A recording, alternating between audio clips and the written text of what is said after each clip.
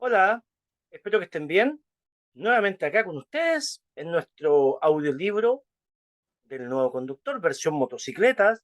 Continuamos entonces con la lectura de nuestro texto tan importante para la obtención de su licencia clase C, y vamos dando las explicaciones necesarias, ¿cierto?, en cada párrafo que vamos avanzando. Entonces, estamos en la página 86, si no me equivoco. Claro, la última fue 85.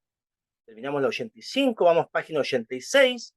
El, el módulo se llama El individuo en el tránsito. Seguimos dentro del mismo módulo. Hemos visto hartos aspectos relacionados con esto, muy interesantes. Vamos con lo siguiente. Ahora dice la adaptación a la realidad. Es lo que tenemos ahora. ¿Ya? Entonces, vamos con la lectura enseguida. Dice así. El adaptarse a la realidad, dice, esto es el poder distinguir qué conductas son adecuadas y en qué contexto. Denota madurez en una persona. Claro que sí. Adaptarse a la realidad que se está viviendo en el momento, ¿cierto? Distinguir cuáles son las conductas más adecuadas en cada situación. Seguimos. Esto también demuestra la madurez en la persona, muy interesante, ¿cierto? Dice, muchos conductores muestran no tener la madurez personal suficiente. ¿Cómo se debe juzgar a aquel conductor que en carretera o incluso en la ciudad trata de imitar a un famoso corredor de motocicletas? Ya, imagínense, ocupando un vehículo para tratar de imitar a otra persona. ¿Será eso madurez emocional? ¿Habrá eso madurez personal? Sigo leyendo. Efectuando adelantamientos bruscos y exponiéndose a grandes riesgos, dice. Lo único que está demostrando ese conductor son deficiencias en el desarrollo de su personalidad. Tal vez él piensa que los pilotos de motociclismo de carrera son dignos de admiración y trata de imitarlos, de presentar un papel para el cual no es competente, y lo hace además en un lugar absolutamente inadecuado, la vía pública, en un lugar de una, en lugar de una pista de carreras. O sea, analizando todo lo que acabamos de decir, incluso suena hasta ridículo, ¿cierto? Este riesgo innecesario que estaría corriendo este conductor tratando de imitar a un corredor de carreras de motocicleta. ¿Cómo se expone, ¿cierto? Y en un lugar inadecuado. Claro, justamente eso nos dice que aquí no hay una madurez personal. Esto es muy importante entonces, estimados, en el dominio de su vehículo, en la seguridad en general para usted y para todos. Seguimos la lectura. Dice, la identidad, muy relacionado con lo que acabamos de ver, obviamente. Dice así, poseer una identidad implica tener una idea clara acerca de quién es uno mismo, qué principios y valores tiene, qué es lo que quiere, qué es lo que sabe y qué limitaciones tiene. O sea, en el fondo es el conocimiento de uno mismo. Es eso en el fondo. Me conozco, cuáles son mis metas, mis objetivos, cuáles son los principios con que cuento, los valores que tengo. ¿Ya? Durante el periodo previo a alcanzar una identidad, dice, en el que se buscan conocer los límites, se pueden cometer errores. Por supuesto que sí, que muchas veces pueden resultar fatales. Esto pasa mucho en la adolescencia, en la juventud, ¿cierto? Cuando se está buscando esta identidad o se está buscando fortalecer una debida identidad, se van cometiendo errores y forma parte del aprendizaje, claro. Pero hay que tener cuidado porque si se empiezan a experimentar con los límites, ¿ya?, muchos de esos errores pueden ser fatales. Es lo que nos dice ese pequeño párrafo tan interesante. En el caso de un conductor joven, dice esto, puede significar lamentablemente, por ejemplo, probar cuál es la velocidad máxima del vehículo, tratar de pasar una curva cerrada a 80 kilómetros por hora o tratar de batir la marca de tiempo que lleva conducir cierto trayecto, ir, ir probando ciertos parámetros de tiempo de conducción, de velocidad. Algo muy peligroso, está probando los límites de una situación riesgosa. ¿Sí? Vamos, sigamos con lo mismo sobre la identidad. Ahora viene el conocimiento de sí mismo. Dice así, para que este conocimiento sea adecuado, debe ser un conocimiento real. Es decir, los jóvenes deben saber cuáles son sus habilidades y limitaciones, ser capaces de aceptar que tienen falencias, las que en un determinado momento podrían ser la causa de una conducta errada. Claro, las personas jóvenes, ¿cierto?, deben tener claro esa parte de que los seres humanos, y cualquiera, todo en diferente nivel, obviamente, tenemos falencias. Sea usted más maduro, sea usted joven, muy joven, etcétera, va a tener falencias. ¿Ya? Tiene que ser consciente de esas limitaciones y que en un determinado momento esas falencias lo pueden llevar a un error. Puede ser un error de consecuencias muy altas, Ser consciente de eso es real, eso ocurre. Una máquina a usted no lo va a transformar en una super persona. Le da cierta autonomía, le da movilidad, le proporciona el transporte necesario, ¿cierto? Quizás acorta algunos tiempos, le mejora los traslados y todo eso, toda esa garantía. Pero eso también conlleva una tremenda responsabilidad, porque esta máquina también en descontrol o en un mal uso puede terminar siendo su camino hacia el final de su vida, hacia la muerte. ¿Ya? Entonces hay que ser consciente de aquello, por muy divertido, por muy quizás agradable o entretenido que pueda resultar conducir una máquina, sí, por supuesto, hay que disfrutarlo, pero para que ese disfrute tenga una real connotación, tiene que hacerse con responsabilidad. Para que ese disfrute valga la pena, tiene que hacerse con responsabilidad, tomando en cuenta estos conceptos que ya hemos hablado. Sigo leyendo. Dice, sin embargo, encuestas realizadas en otros países han permitido conocer cómo los jóvenes con licencia de conducir reciente juzgan su propia habilidad para conducir. Ya se van poniendo a prueba. Dice, del análisis de las respuestas se concluye que, en general, las mujeres se consideran a sí mismas más como mediocres o debajo del término medio. Sí, pasa eso cuando uno hace preguntas, incluso me pasa mucho con los alumnos, como profesor, ¿cierto? En medio les digo, a veces justamente las mujeres en este aspecto se consideran que están bajo la media en sus habilidades para conducir. ¿Ya? Uno muchas veces hay que subir un poquito la autoestima de estas personas para que no se consideren por tan bajos. ¿Ya? Aquí también va un tema cultural y todo eso, y bueno, la protección normal que generalmente la mujer tiene de sí misma, que es algo muy bueno, ¿cierto? Tiende a ser más protectora en este aspecto y es una cualidad a resaltar. Dice, sigo leyendo acá, justamente relacionado con lo mismo, contrariamente la respuesta de los varones que permiten aseverar que ellos se sobreestiman. O sea, acá se produce un efecto totalmente contrario. Mientras las mujeres no subestiman para nada sus habilidades, no las subestiman, perdón, no las sobreestiman para nada, más bien se subestiman en sus habilidades, su propia habilidad, ¿cierto? Se juzgan de una media baja, ¿cierto? En sus habilidades. Estamos hablando de la conducción, ¿ah? Netamente conducción. Los varones es todo lo contrario. ¿Ah? Aseveran y sobreestiman estas capacidades, realmente. Bueno, no de gusto que las estadísticas nos muestran, lamentablemente, un mayor número de fallecidos en varones jóvenes que en mujeres.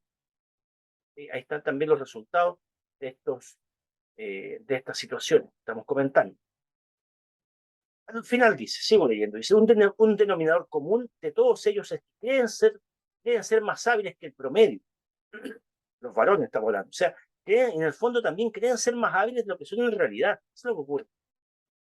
No obstante, dice, sigo leyendo, no obstante, la gran cantidad de siniestros en que se ven involucrados no concuerda con la opinión que tiene acerca de sus propias habilidades para conducir.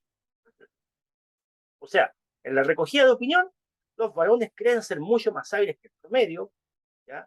O creen ser más hábiles de lo que son en la realidad, ¿ya? Y eso obviamente que no concuerda, porque las estadísticas nos muestran que son los que tienen más accidentes y es donde se concentra el mayor número de fallecidos. Es lo que ocurre. Entonces acá, por así decirlo, la ecuación se explica sola. ¿Quién se arriesga más? ¿Quién cree tener mayor habilidades? En realidad no las tiene y es el que lamentablemente termina con más consecuencias fatales. Sigamos leyendo. Pasamos a la página 87. Autocontrol. El saber controlarse en situaciones que afectan el lado más vulnerable es también una muestra de madurez personal. Los niños cuando se enfadan muestran su rabia en forma descontrolada. Claro, son niñitos, ¿cierto? Pequeñitos, estamos hablando. Gritan, patean o golpean algún objeto o alguna persona. Más de una vez hemos visto esto en niños. A veces es un poco divertido verlo, ¿cierto? Pero igual, bueno, es un tema que los padres deben saber controlar hasta cierto punto. ¿De acuerdo? Esto es como casi podemos decir algo cotidiano más o menos normal en cierta etapa de la niñez. Dice, si como conductores se muestra tal forma de agresividad descontrolada, las consecuencias pueden ser catastróficas. Se trata, en cambio, de dominar la eventual irritación o ira, incluso cuando otro usuario de la vía haya tenido una conducta incorrecta o usted lo perciba así. ¿Ya? O sea que si el otro cometió un error o tuvo una conducta incorrecta, se pueda evidenciar de esa manera o usted lo considere, usted también debe controlarse. Incluso ante la adversidad de otro, ¿se da cuenta? Significa una verdadera madurez personal. Sigo leyendo y acá tenemos un cuadro resaltado que nos dice: la agresividad hace que se actúe mal. En primer lugar, porque se percibe y juzga erróneamente una situación. Y segundo, porque lleva a tomar decisiones impulsivas. Claro, por supuesto que sí. Cuando usted actúa en agresividad, en ese estado, va a tomar decisiones impulsivas, va a juzgar erróneamente la situación. ¿Ya? Además, cuando una persona muestra una conducta agresiva, solo genera nuevos conflictos. O sea, la agresividad trae más de lo mismo, más agresividad. Sigo leyendo, la siguiente frase dice: es preferible que usted, como conductor, considere que la conducta errónea de otros conductores o peatones es producto de ignorancia y que no es intencionada. ¿Ya? Verlos de esa manera van a apaciguar un poco también su malestar, ¿sí? Para poder, cierto, tolerar estas situaciones. Piénselo y véalo de esa manera, que no es producto de una mala intención, sino que fue producto de una, eh, quizás de una ignorancia, de un desconocimiento del momento, de la situación, ¿cierto? Es eso lo que incluye, lo que nos da, nos demuestra una conducta eh, errónea quizás de esta situación, ¿ya?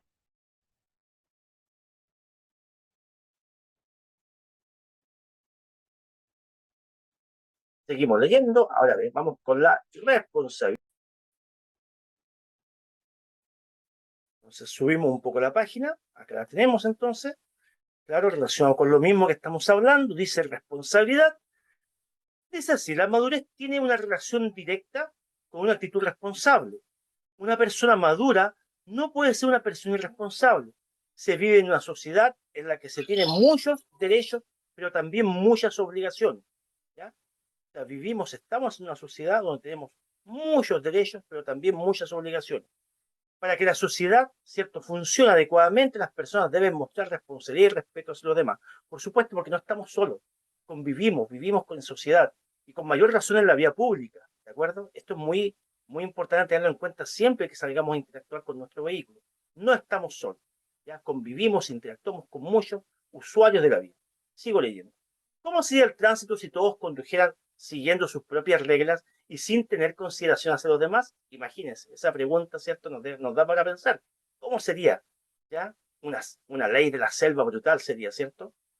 Dice al final: la evolución de los siniestros de tránsito dependerá en gran medida de que usted como conductor muestre consideración hacia los demás, siguiendo las normas del tránsito y afrontando las consecuencias de sus acciones. ¿Ya? Eso.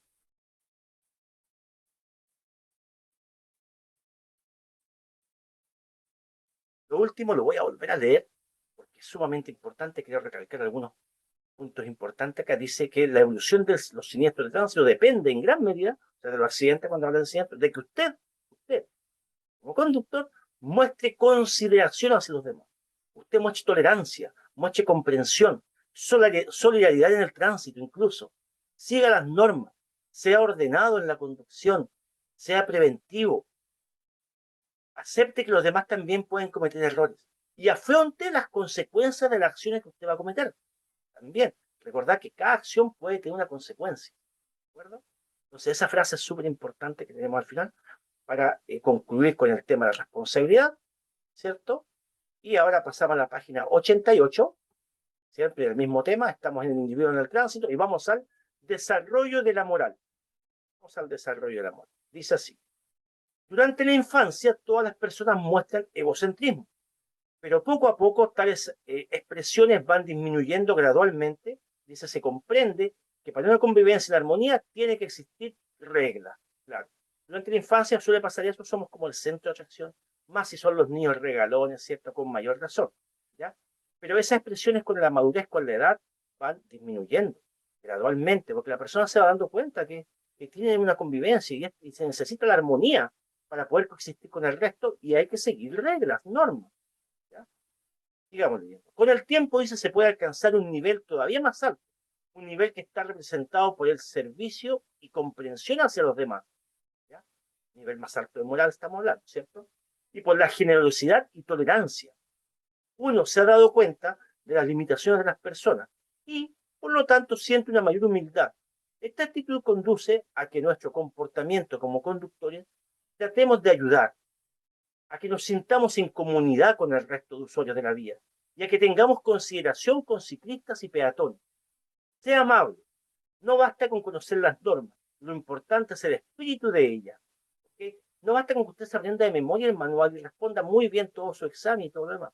Lo importante es también impregnar cierto, un espíritu, como dice el texto, ¿ya? De buena convivencia, de tolerancia, de amabilidad, de estos buenos valores, ¿cierto? Que nos hacen coexistir bien con los demás usuarios de la vía. Ya hemos repetido bastante este tipo de actitud, ¿cierto? Sin embargo, dice, lamentablemente muchas veces se puede comprobar que el egocentrismo sigue dominando en ciertas personas, a que éstas con demasiada facilidad retrocedan hasta una etapa inmadura de su desarrollo. ¿Podemos encontrar personas mayores con estas falencias? Por supuesto que sí. Los encontramos constantemente en el tránsito, sobre todo, bueno, este tema enfoca directamente a eso. Las vamos a encontrar, las encontramos, ¿cierto? Esto es una realidad. Entonces, por mayor razón, debemos estar preparados, debemos ser más tolerantes, debemos demostrar nuestra madurez, ¿cierto? Con este tipo de personas. Seguimos. Sigo leyendo. Las deficiencias en la madurez personal dejan sus huellas en las estadísticas de los siniestros de tránsito. No solo en la cantidad de estos, sino que también en su gravedad. Esto lamentablemente es un detonador de siniestros, de accidentes. Este tipo de deficiencias, ¿cierto? No pasan desapercibidos, están plasmados en las estadísticas de accidentes de tránsito, lamentablemente. No solo como dicen la cantidad, sino también lo grave que pueden resultar. Sigo leyendo. Los vehículos hoy en día poseen grandes recursos de potencia que muchos se sienten tentados a usar al máximo. Claro, conforme la tecnología avanza, los vehículos nos dan cada vez más garantías de potencia, de velocidad, de maniobrabilidad, y eso mismo, sumado quizás a la inmadurez personal, quizás a la, al egocentrismo, a las ganas de experimentar un cierto nivel de adrenalina, hace que los conductores asuman estos riesgos y experimenten límites, los cuales son muy peligrosos para todos. ¿Ya? O sea, no es que el vehículo tenga la culpa, es el conductor finalmente que lo conduce. El vehículo, claro, nos da nuevas garantías, la tecnología nos da nuevos avances en la industria automotriz para tener ciertos vehículos con mayor potencia, mucha mejor comodidad, ¿cierto? Al circular, al conducir, ¿ya? Con nuevos dispositivos de más fácil operación, manejo, etcétera. No significa de que usted va a abusar al límite que van a ser peligrosos. Seguimos avanzando en la lectura. Dice: un conductor que desea demostrar su poder o su superioridad siente que su vehículo es un instrumento con el que puede fortalecer su personalidad, ser más osado y más independiente. O sea, ocupar el vehículo como una extensión de su personalidad, ¿ya? Puede plasmar más todavía, ¿cierto? Quizás esta imagen de sí mismo, ya de superioridad, como dice, gracias al vehículo. O sea, el vehículo es una herramienta que lo fortalece de alguna manera. Obviamente que es un tema totalmente mal enfocado, ¿ya? Una actitud totalmente mal enfocada. Sigo leyendo, dice: si bien él no piensa necesariamente esto de modo consciente, claro, no es algo que él lo reconozca, ¿cierto? No es algo consciente en él, ¿ya? Puede suceder así en su subconsciente y no tardará en enfrentarse a situaciones críticas en las que en el peor de los casos extenderá el límite dentro del cual puede actuar adecuadamente. Vamos con la lectura. Pasamos a la presión del grupo y la propia fortaleza. Del grupo y la propia fortaleza. A veces, dice, cuando una persona se encuentra en compañía de otras, reacciona en forma desacostumbrada. Hace cosas que quizás no haría estando sola. Claro, aquí tenemos, ¿cierto?, la presión. O sea, encontrarse en grupo con otras personas. Esto es muy común en personas jóvenes, ¿eh? Sobre todo en personas jóvenes. ¿Ya? Hacer cosas que no harían si estuvieran solas. Dice: de alguna manera, la presencia y las opiniones de otras personas significan mucho. Así, ser conductor cuando se va en la motocicleta con un acompañante o en una caravana con otros motociclistas puede requerir exigencias más altas que cuando conduce sin compañía. Y entonces, cuando esté en grupo, ¿cierto? Las exigencias más altas que usted debe tener es el autocontrol también. ¿Ya? Si lleva a otra persona, ¿cierto? En vez de querer demostrar más, mejor tener un mayor autocontrol de sí mismo. Ese sería lo ideal. ¿Ya? Para no caer en la presión del grupo y la propia fortaleza, como dice el tema. Es importantísimo entonces que cuando nos sintamos en grupo, ¿cierto?, esto no genere una idea de querer demostrar o querer sentirse reconocido por el entorno, por el grupo en el que pertenecemos o en el que estamos en ese momento. Eso no nos debe inducir finalmente a cometer acciones riesgosas. Sigo leyendo, finalmente dice, como conductor debe estar atento a sus propias reacciones. ¿Influir la presencia de sus amistades en su forma de conducir? Hágase esa pregunta, si influye. ¿Desea impresionarles? ¿Siente inseguridad y tiene miedo de cometer algún error que provoque críticas o bromas? Hágase esas preguntas y va a ver si es que la presión del grupo ejerce alguna influencia en usted o no. Hágase esas preguntas. Estamos a la página 89. Seguimos con la influencia del grupo. Dice, la influencia del grupo puede ser altamente negativa y contribuir a que el conductor efectúe acciones imprevistas. Suele hablarse de la presión del grupo para aludir al proceso de influencia social de estas en las personas, que lo lleva a actuar siguiendo los deseos del grupo. Esto no necesariamente es siempre negativo. Claro, también puede haber influencias positivas, obviamente. También la presión del grupo puede tener un efecto positivo si priman en valores y principios de seguridad y de responsabilidad, pero con los demás usuarios de la vía. Claro, por ejemplo, un grupo de personas en una sala de clase, por ejemplo, que nos dice, que nos da consejos cómo desenvolvernos mejor en la vía, ¿cierto? En una clase de tránsito, así como esta, por ejemplo. El grupo, ¿cierto?, opina todo de la misma manera y nos apoya. Apoya estas mociones de tener un buen actuar, ser un, un buen actor, ¿cierto? Ser un, por así decirlo, favorecer la buena convivencia en la vía, ¿ya? Ser un aporte, ¿cierto?, en la convivencia vial. Entonces el grupo también nos puede motivar a eso. Serían entonces influencias positivas de un grupo, ¿de acuerdo? No siempre va a ser negativo, pero hay que saber diferenciar. Seguimos leyendo. Dice, algunas personas se someten con mayor facilidad que otras a la presión del grupo. Estas se, estas se sienten por lo general muy inseguras de sí mismas y tienen temor a quedar en ridículo. Las personas que generalmente son más inseguras son las que más fácilmente ceden a la presión del grupo. Es lo que sucede, tener en cuenta esto. Pasan muchos jóvenes a veces, ¿cierto? Al sentirse muy inseguras tienen temor a quedar en el ridículo o a ser no aceptados por el grupo y por ende ceden más fácil a las presiones. ¿Ya? Como dice ahí, tienen temor a quedar en el ridículo. Por eso y se optan por seguir la pauta que marca el grupo. Otras personas, en cambio, resisten mejor la presión, poseen mayor autonomía y voluntad para defender sus opiniones. Y si su acompañante o el grupo ha ingerido alcohol, por ejemplo, es probable que más de alguien exprese sus ideas en forma alborotada, agresiva y más primitiva, ¿cierto? ¿Será usted capaz de negarse a las exigencias del grupo de conducir a mayor velocidad, acelerar violentamente y efectuar maniobras riesgosas? Nos deja esa pregunta. O sea, si el grupo consumió alcohol, la presión que va a sentir usted puede ser más intensa, incluso agresiva hacia usted. ¿Será usted de negarse entonces a estas exigencias del grupo? ¿Ya? ¿A asumir mayores riesgos? Esa es la pregunta. O, otra pregunta más, no podrá soportar que le tilden de miedoso si se niega o a que se rían de su prudencia para conducir. ¿Usted tiene miedo a que se rían de que usted es prudente?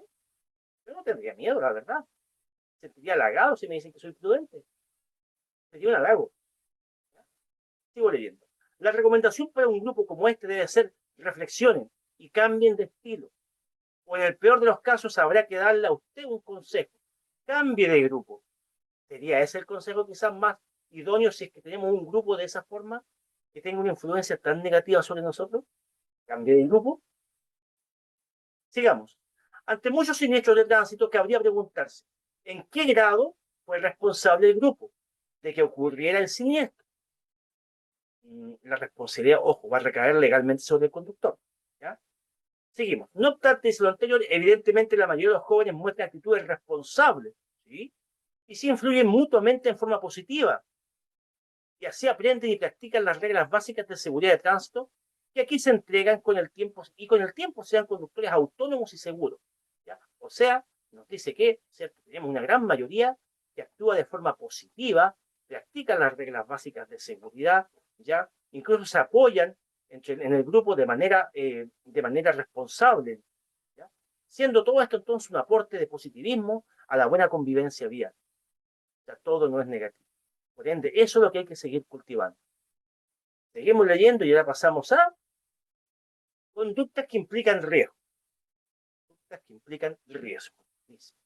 Investigaciones han concluido que existen conductas o variables, como las que se describen a continuación, que facilitan que se produzcan siniestros de tránsito o situaciones conflictivas. ¿Ya? Hay conductas que van a derivarnos más hacia los riesgos, ¿cierto? O hacia los siniestros, o hacia las situaciones conflictivas en el tránsito. Veamos algunas de estas conductas. Y parte diciendo al tío la impulsividad. Sí, la persona impulsiva. Obviamente que acá hay una conducta que puede desembocar muchas veces en situaciones de riesgo. Dice, la impulsividad, ¿qué significa? Que se actúe sin pensar. Es eso. No previendo las consecuencias. Es casi siempre negativa. Con frecuencia lleva acciones que hacen que se pierda el control del vehículo o se sorprenda a otros usuarios de la vía con el consiguiente riesgo de siniestro. Las acciones impulsivas son típicas de niños, quienes casi siempre suelen dar rienda suelta a sus impulsos. Estamos en la página 90. Otra, perdón, pasamos con la impulsividad.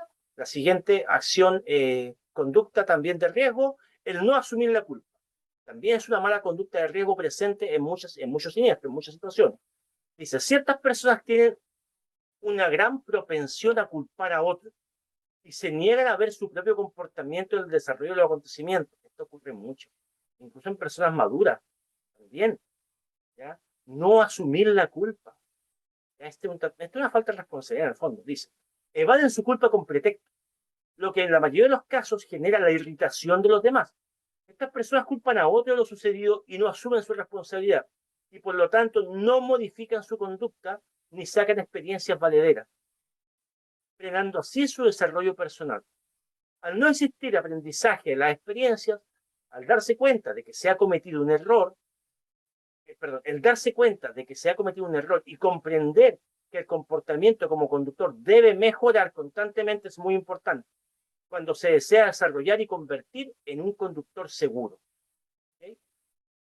Entonces, la responsabilidad de asumir la culpa, de darse cuenta de las acciones, de que nuestras acciones tienen consecuencias y somos responsables de esas consecuencias, es muy importante para ir incrementando y creciendo en nuestra madurez personal y convertirnos obviamente en un conductor seguro, como dice. Otra conducta, ¿cierto?, que es de riesgo, es la represión. Veamos, represión. En diferentes situaciones de la vida, las personas tratan de reprimir o dejar de lado los pensamientos que, de alguna manera, están impidiendo lograr su objetivo. ¿Ya? El contemplar y comprender la realidad correctamente, en lugar de tergiversar o reprimirla, puede resultar decisivo cuando se conduce un vehículo. Se asume el riesgo de seguir conduciendo a la misma velocidad a pesar de haber oscurecido y de que la carretera brilla a consecuencia de una fina capa de agua o hielo. Son preguntas. ¿Se es suficientemente temerario para creer que el adelantamiento saldrá bien a pesar de que el espacio disponible es escaso? O sea, en el fondo está reprimiendo este tipo de advertencias, de pensamiento, de juzgar la situación. ¿Ya? No está siendo realista con lo que está ocurriendo. En el fondo es eso. Dice, ¿se captan los riesgos o no importa? ¿Ya? ¿Lo está evaluando o lo está escondiendo? Estos riesgos la persona, ¿cierto? ¿Está consciente de ello o lo está ocultando o lo está dejando de lado? Dice, en el foro interno se sabe que los riesgos aumentan. No obstante, otras cosas como llegar a cierta hora parecen más importantes. O sea, deja de lado el riesgo y le da más valor a cumplir o tratar de llegar a un cierto horario, ¿cierto? Cumplir con otro objetivo, dejando el riesgo de lado. Dice, la mayoría de los conductores, esta represión tiene lugar alguna vez. Claro, puede ocurrir en muchos conductores alguna vez, pero en algunos ocurre con frecuencia, de manera constante, disminuyendo la conciencia del riesgo y aumentando la tendencia a correrlo, e incrementándose así enormemente la probabilidad de accidentarse. Eso es entonces por no ser consciente de los riesgos, por reprimir los riesgos. ¿Ya? Dejar de lado, ¿cierto? Quizás algunas situaciones que tiene que tener en cuenta y darle prioridad a otra situación que quizás no es tan relevante o que quizás no nos va a significar un accidente.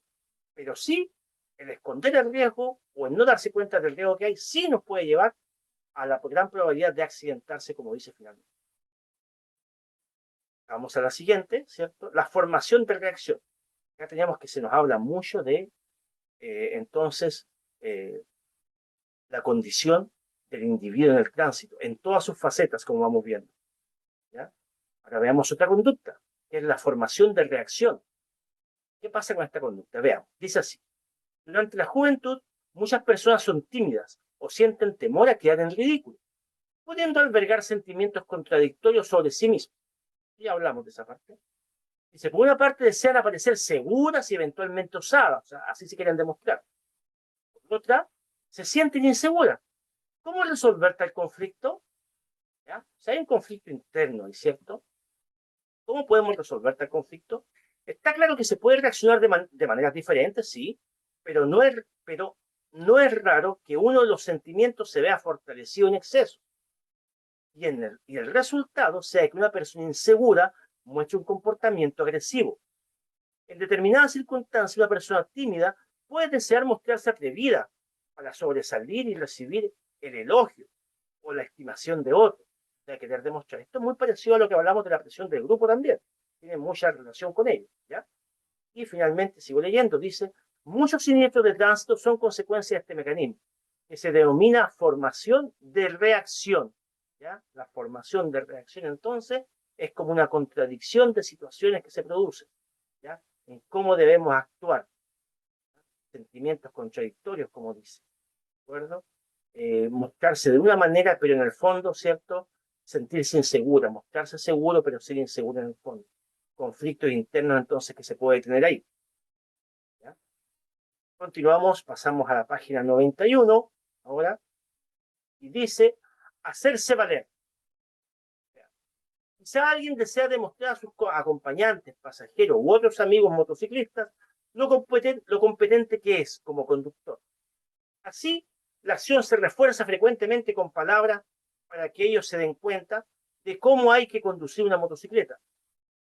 Otra forma de hacerse valer puede derivar en un deseo de defender su derecho a cualquier precio. El sentirse superior al resto o el pensar que tiene más derechos lleva con frecuencia a sentir algunas conductas de otros como desafío o a pensar cuando otro conductor realiza una maniobra con cual no está de acuerdo en que hay que darle su merecido. Qué terrible. ¿Ya? Hacerse valer, o sea, sentir el desafío de las actitudes de otras personas. ¿Ya? Y querer sobresalir sobre eso, sentirse superior, dice, ¿cierto?, al resto. O creer que tiene más derecho. Esto obviamente que nos va a llevar a conflicto. Sigo leyendo. Dice, independientemente de que se tenga o no la razón, el aceptar el desafío rápidamente o darle a alguien lo que se merece aumenta el riesgo de tener o provocar siniestro. Puesto que sí, o sea, caer en conflicto de esta forma va a aumentar enormemente el riesgo de caer en accidente. Digamos, el alcohol. Llevamos una condición que es muy, muy presente en los accidentes de tránsito. ¿Ya? Acá tenemos todo un tema, se pregunta mucho también en los exámenes, así que vamos con la lectura. Dice, lo que se señala en la ley sobre el tomar y manejar. Vean, en el año 2012 fue promulgada la modificación de la ley de tránsito, conocida como ley tolerancia cero. Hasta ese entonces era lo que regía, ¿cierto? Fue la última modificación que se había hecho y se conocía con ese nombre, tolerancia cero. Dice así, que redujo, dice, los niveles permitidos de alcohol en el organismo para definir lo que se entiende por conducción bajo la influencia del alcohol y en estado de ebriedad, aumentando también las sanciones asociadas a la conducción con alcohol. Entonces se llegó a ciertos límites para dejar más o menos establecido qué significa una condición y otra, o sea, bajo la influencia del alcohol y en estado de ebriedad. Bajo la influencia del alcohol se derivó a una dosificación en el organismo de 0,31 hasta 0,79 gramos por mil de litro, por mil de alcohol, perdón, en la sangre. ¿Ya? Repito, 0,31 a 0,79 gramos por mil de alcohol en la sangre. Esa dosificación significa que el conductor o que la persona se encuentra bajo la influencia del alcohol. ¿Ya? Después, si esto aumenta 0,8 o más gramos por mil de alcohol en la sangre, la persona se cataloga que está en estado de ebriedad. se encuentra en ese rango, en estado de ebriedad entonces, 0,8 o más, 0,8 hacia arriba, gramos por mil de alcohol en la sangre. Así quedó catalogado entonces en estos dos aspectos, ya el consumo de alcohol, o bajo la influencia del alcohol o en estado de ebriedad. Dice, la conducción bajo la influencia del alcohol es sancionada con multas y suspensión de licencia de conductor. La conducción en estado de ebriedad o bajo la influencia de sustancias estupefacientes o psicotrópicas es sancionada con multa, cancelación de licencia, presidio y que puede ser cárcel, obviamente. Presidio. ¿Ya?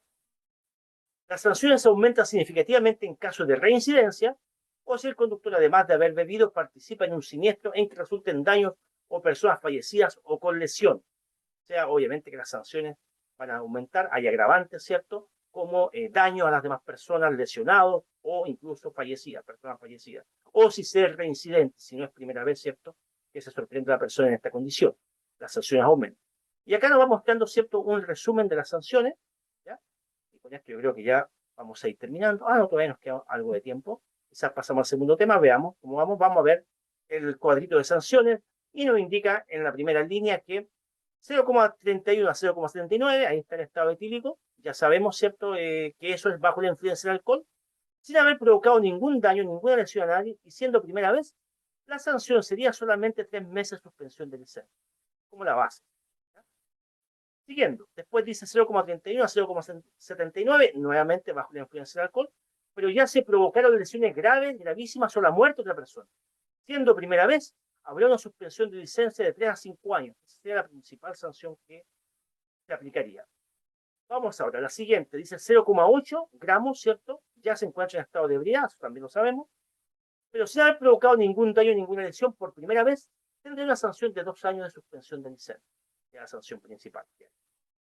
¿Pueden haber más sanciones? Sí, depende de lo que determine el juez, ¿cierto? Y depende de lo que también aplique el fiscal o solicite el fiscal y lo que determine finalmente el juez. ¿Pueden haber más sanciones? Sí. Pero esta es como la base de lo que estamos leyendo acá, ¿de acuerdo?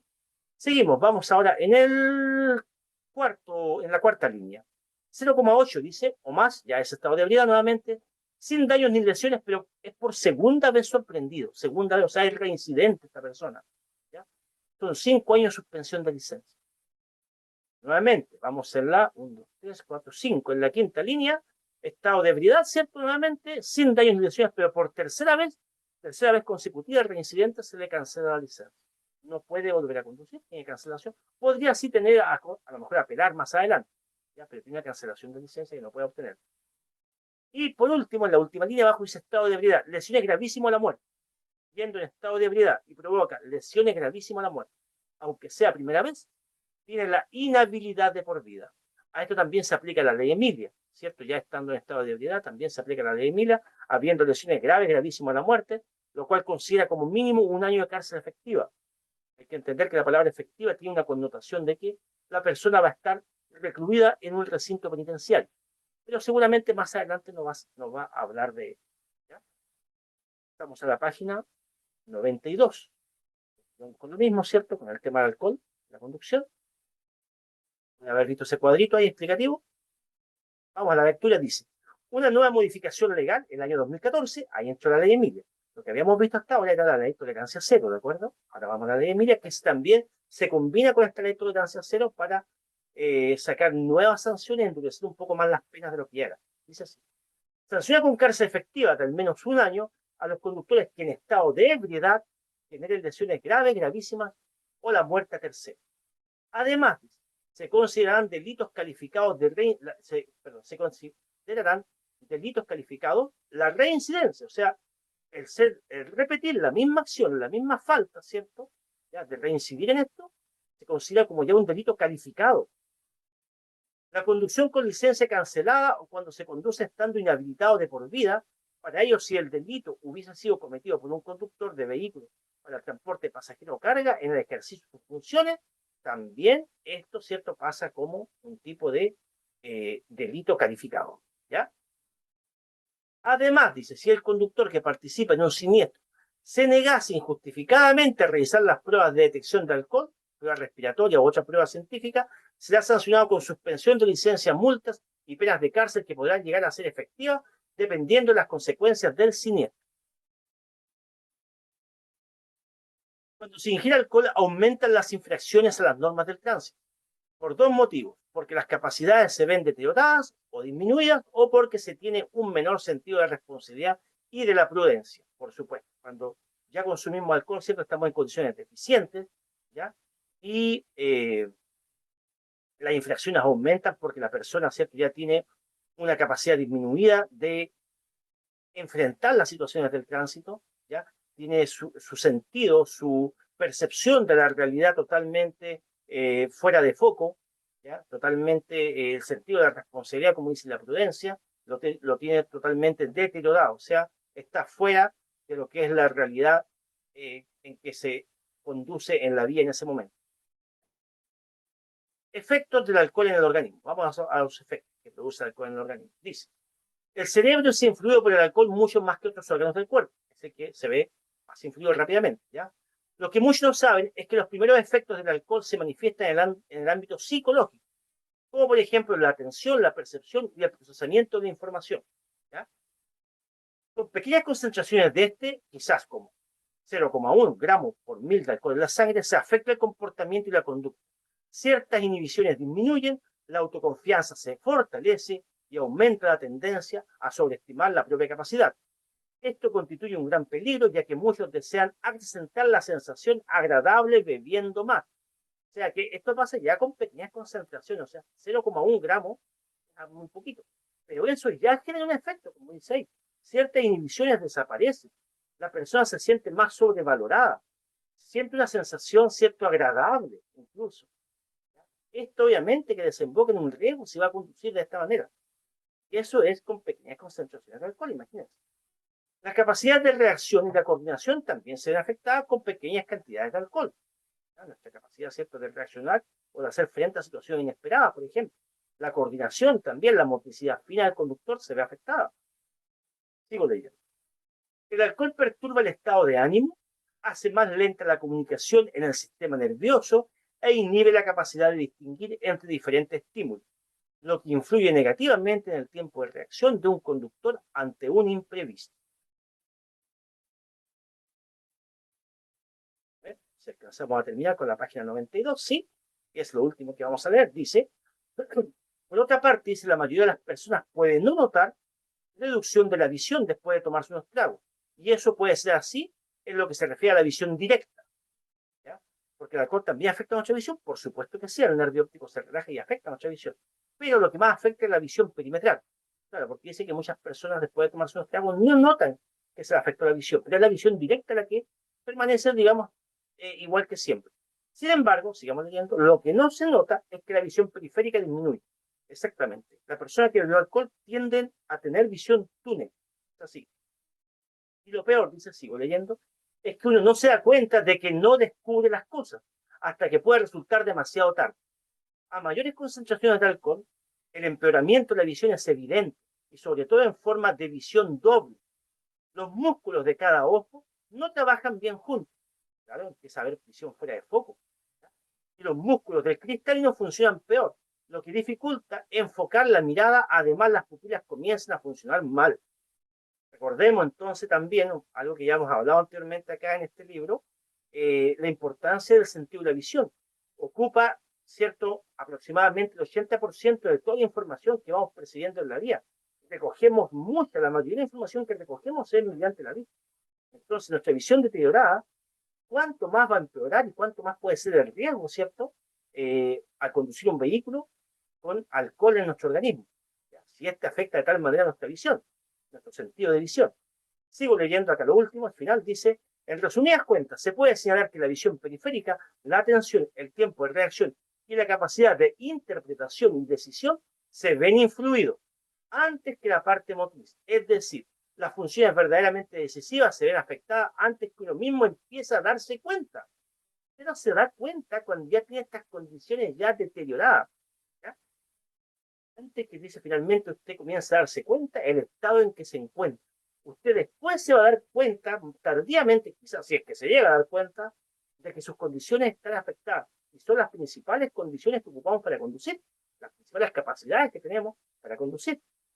Finalmente, en la frase azul abajo dice: la única tasa de alcohol segura es conducir es en cero.